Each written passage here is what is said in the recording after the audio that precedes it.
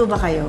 Kasi alam ko si Direk Eric ang galing magluto. Si Direk Kais magaling. Ako naman, ala-chamba. Talaga? Parang nakaka-relate ako doon. Sumasamba Ako, naman. I Si cook. Mandol. I cook because my wife loves to cook. So ako, tinitignan ko yung mga recipe. May sarili akong recipe. Ay, yun. So, ang mas gusto ko yung nag-invent by my taste buds. yes, so it's your own version. Yes. Kayo ba naaalala ninyo kung anong favorite food ng daddy nyo?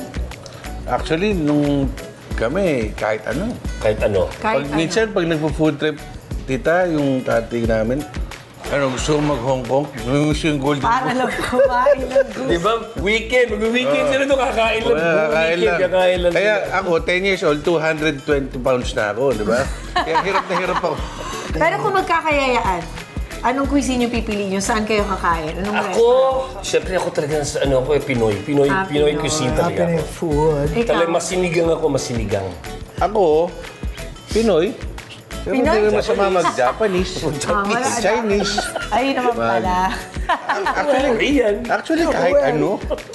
Basta pagkain, di ba? Oh, tama naman. Ang pinakamasarap na cuisine, tita, sa kitchen nyo. Ang importante, di ba? Out na?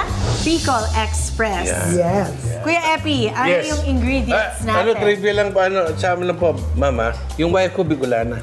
Oh, So, she loves, alam mo to. she cooks this. Bakit ikaw ang guest? Dapat si Jenny. Hindi.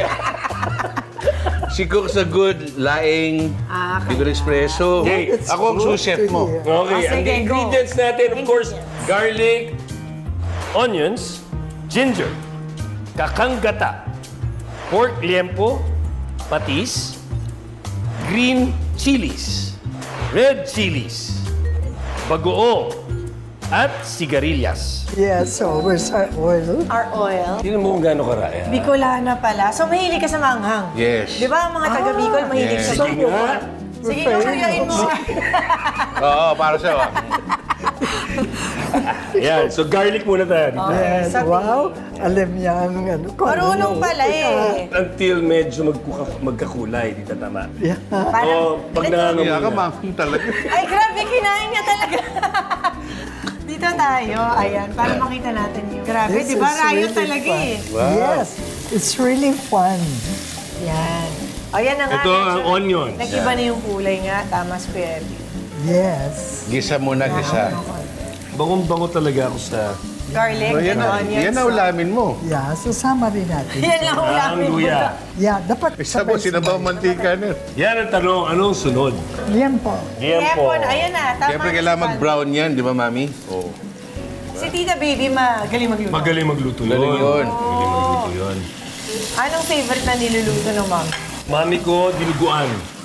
Ang hirap naman. Hindi kami kumakain ng dinuguan pag Sa labas. luto lang yung mami ko. Si Tita Ness nagluluto. Yes.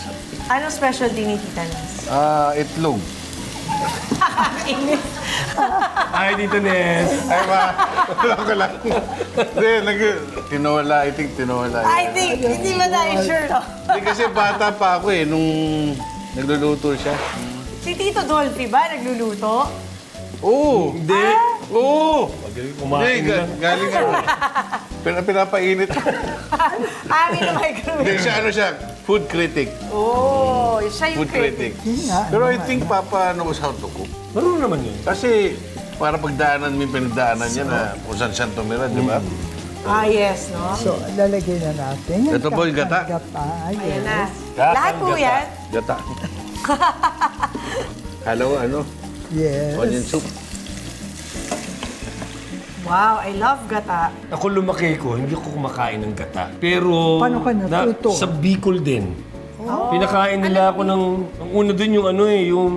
Kinurat, ang tawag dun? Hindi. Kinunot. Yung kinunot na... Yung kilay. Kinunot na mantari. Pagi. Kinunot na pagi. Wow, anong lasa? Alam mo, pagtikim ko ng gano'n, araw-araw na ako kumakain ng gata ngayon. Gatang pagi. Tapos siyempre natikman ko to, mahilig ako sa binagoongan. Napakadami naman talagang mailuluto na may gata. Yes. Yung wife ko pag nagdidinuguan, may gata. Kasi Bicolana. Bicolana. Ito yata ang sunod, Oh, bagoong. yes. Ayun. Ay, alam ni Hindi kasi maluluto agad lahat yun eh, oh. That's Ito right. ba yung sa atin? Chef. Oh. Yes po. Okay. Chef Abby. Ay, parang nagbe-bake ka din nga eh, di ba? Ha? Nagbe-bake, yung wife mo ba yun? Yung nagbe-bake? Si, Yung nagdala- si Bandor nagbe-bake. Sa chin. Sa chin mo. Ngayon muna. Kaya ka, lalaglag mo Wala ako. muna. Ma-award na kayo ni Direk. Oo, ano. Ala. Ako na-award na ako ni Direk. Palagi sanay na kawan ni Direk. Sinay na. Sinong pinakang na-award sa inyong dalawa? Kuya Eddie? Hindi, kasi ako naman kasi naging assistant director din ako ni Direk Kais. May isang beses ang artista namin, si Daddy. Ang call time ni Daddy, ang call time ko, 7 o'clock. Ang call time ni Direk Kais, 8 o'clock. Ang call time ng Daddy ko, 10 o'clock. Nagising ako, 11 o'clock. Ay, grabe. Pinaghintay mo si Ay, Coffee. naniwala Saka ka. si Eric Si Direk Kais, Quezon. sabi pag galit siya, namumula yung dito para may sungay. Parang gusto ko ba sa sungay? Ako, nung bata ako, nadirect ako ni Kuya Eric sa Campus Romance yata. Oh, yan. Siyempre, bata ako, makulit ako, di ba? Eh, wala pang lunch break, kumain na ako. Na-set up na, kumakain ako, sabi mo kay Kuya. Pinuntahan ako, sino sabi break na? Po. Nakalabas sa sungay. Mula, hindi. Namula, pati ilong namuli. Tisoy na tisoy kasi. No? Oo, kaya. Muli. Ito po. Ilya. Kaya mula nun, kahit hindi ba break, di talaga ako kumakain, kahit break na. Ay, paano ngayon? Gusto mo na kumain? Hindi, direct naman siya ngayon.